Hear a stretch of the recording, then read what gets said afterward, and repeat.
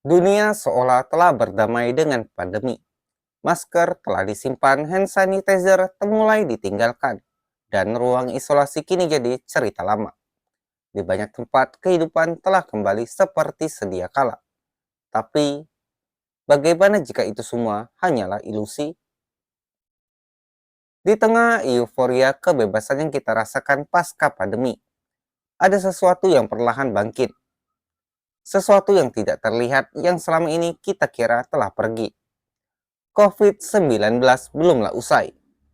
Ia hanya diam, menunggu lengah, dan sekarang ia datang lagi. Bukan dari mimpi buruk, tapi dari kenyataan yang terjadi di negeri tetangga. Dan kini mulai mengetuk pintu rumah kita sendiri. Indonesia, apakah lo siap menghadapi gelombang berikutnya? Atau kita akan kembali menjadi korban dari kelengahan kita sendiri? Halo sobat pendengar setia, welcome to my channel. Lo lagi nyasar ke tempat yang pas banget nih, karena kita bakal ngasih lo update paling fresh, paling hype, dan pastinya nggak ngebosenin. Sekarang ini lagi rame berita Menkes lapor ke Prabowo. Indonesia terancam gelombang baru COVID-19. Oke, sebelum lanjut ke pembahasannya, so siapin cemilan lo, rebahin badan, dan cus kita kulik bareng berita yang lagi rame ini. Stay chill, stay update, and let's go.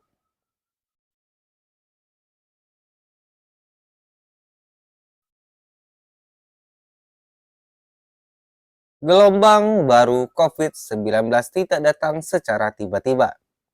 Ia memperlihatkan dirinya terlebih dahulu di negara tetangga, Singapura, Malaysia, dan beberapa negara Asia lainnya.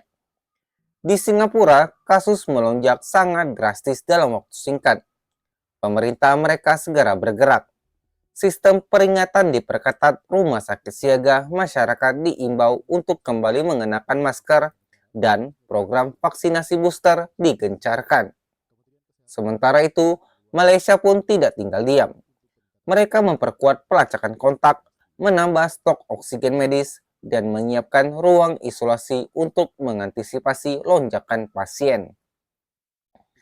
Namun di Indonesia, suasana masih sepi. Tidak ada pemberitahuan darurat, tidak ada imbauan resmi. Bahkan banyak dari kita yang tidak tahu bahwa virus ini mulai menggeliat lagi.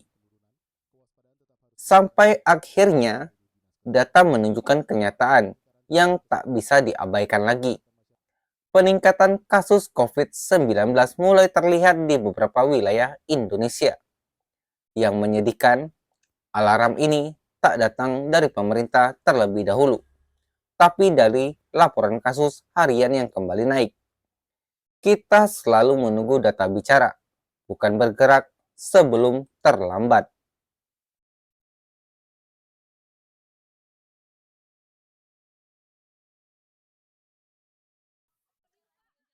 Tanggal 3 Juni 2025, suasana istana berubah sedikit tegang. Menteri Kesehatan Budi Gunadi Sadikin datang langsung menemui Presiden Prabowo Subianto. Sebuah langkah yang jarang terjadi, karena biasanya laporan semacam ini disampaikan lewat jalur kementerian biasa. Tapi kali ini, situasinya berbeda. Kasus meningkat, rumah sakit mulai menerima pasien-pasien dengan gejala COVID-19. Dan yang mengkhawatirkan, varian baru ini lebih cepat menyebar. Budi menyampaikan bahwa beberapa daerah di Indonesia menunjukkan lonjakan kasus yang tidak wajar, terutama pada kelompok rentan, lansia, pasien dengan penyakit penyerta, dan anak-anak. Namun yang mengejutkan, belum ada langkah nyata yang diumumkan ke publik. Tidak ada imbauan penggunaan masker, tidak ada pengumuman darurat, tidak ada strategi komunikasi krisis. Seolah kita masih percaya bahwa semua baik-baik saja, padahal angka menunjukkan sebaliknya. Pertemuan ini menunjukkan bahwa pemerintah tahu, tapi belum tentu siap. Oleh karena itu, Mari kita cek video keterangan Menteri Kesehatan dan pemerintah berikut ini.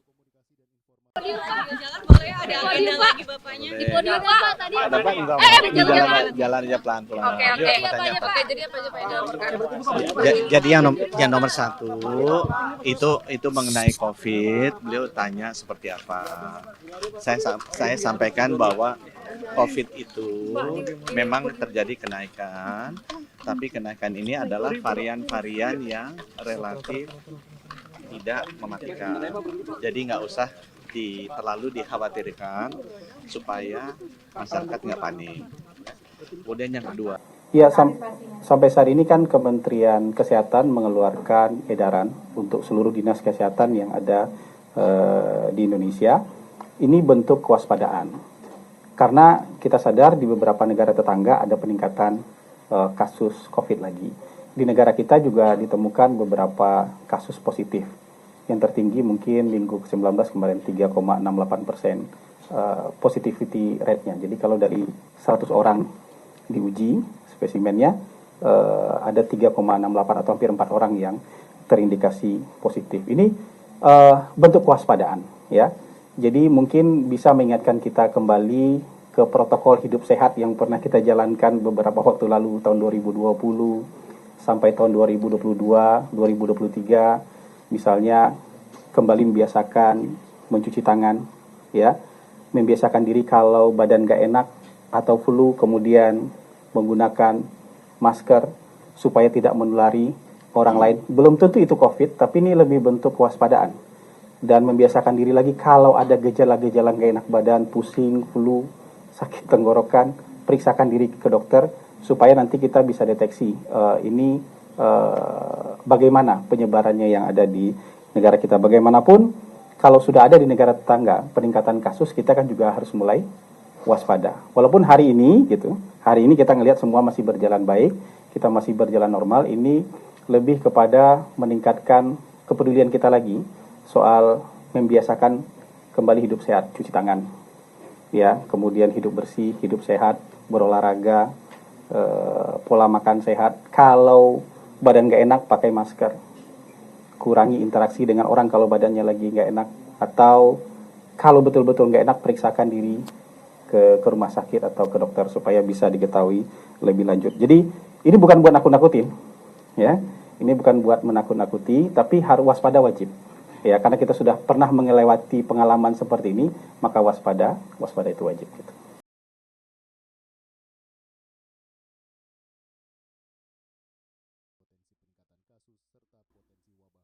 Kondisi di masyarakat sangat jauh dari kata siaga. Mal, stasiun, sekolah, tempat ibadah, semuanya berjalan normal, bahkan tanpa sedikit pun kehati-hatian.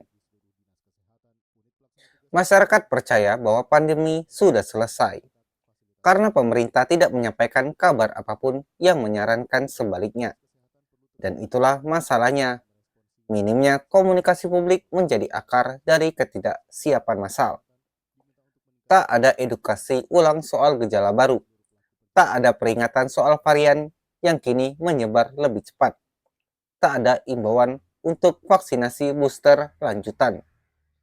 Data menunjukkan vaksinasi booster mandek. Minat masyarakat sangat rendah. Bahkan banyak orang yang tak tahu bahwa booster terbaru sudah tersedia. Padahal kita pernah belajar bahwa virus ini tidak hanya menular dari satu orang ke orang lain, tapi juga menyebar melalui kelengahan, ketidakpedulian, dan keputusan politik yang lambat.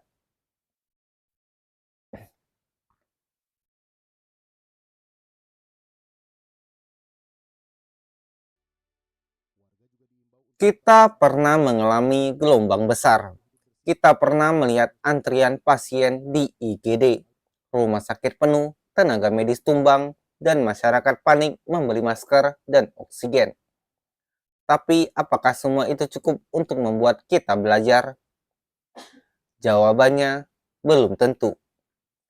Fakta bahwa kita membiarkan masyarakat menjalani hari seperti biasa saat kasus mulai naik adalah bentuk kelengahan struktural.